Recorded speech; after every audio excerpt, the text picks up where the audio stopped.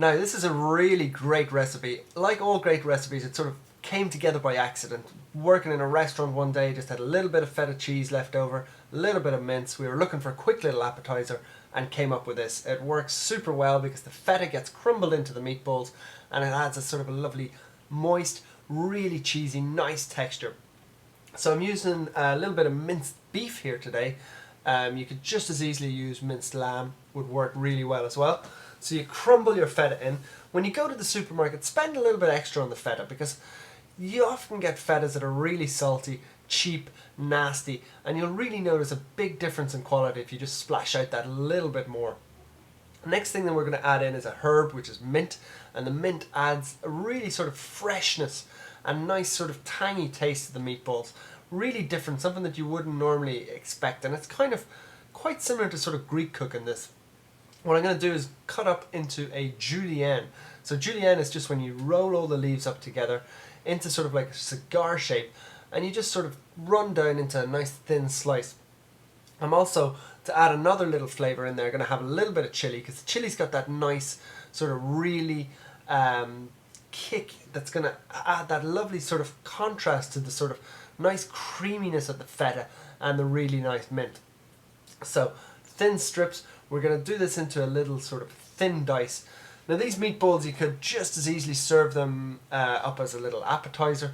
They work great as a starter, a little simple dressed salad with them, or little mini ones which would work really well for canapes. And I think what's great about them is it's not your sort of regular dish that everybody expects to see.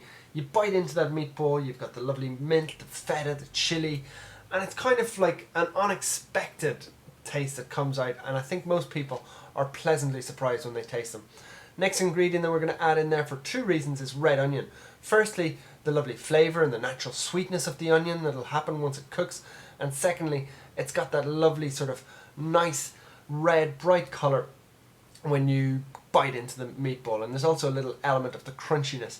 Now to bind that all together, a little bit of olive oil, and what's going to happen is the olive oil will actually help bind it but also cook it as we go along. We're going to season that with a little bit of salt and pepper just to keep it nice and simple. And when you're mixing this, you want to be really careful. You don't want to sort of pound the whole thing together because what will happen then is your whole feta would just mix into the meatballs. We want the feta to sort of stay intact because when you bite into it there's that little sort of creamy pockets and morsels of feta. Now rolling them together, making sure your hands are obviously really nice and clean because we're working with minced beef. You want to roll them into sort of little balls, depending on whatever sort of dish you're doing. If you're making them into appetizers or canapes, make them slightly smaller. We're going to heat up a pan on a low to medium heat, and we're just going to brown up those meatballs for about 2 minutes. You just want to sort of seal all those great, really pungent flavours into the centre of them. So just flip them over. Don't cook them for too long on the stovetop, and then we're going to pop them into a hot oven at about 180 degrees centigrade, 360 degrees Fahrenheit, and when they come out they're going to be absolutely super delicious.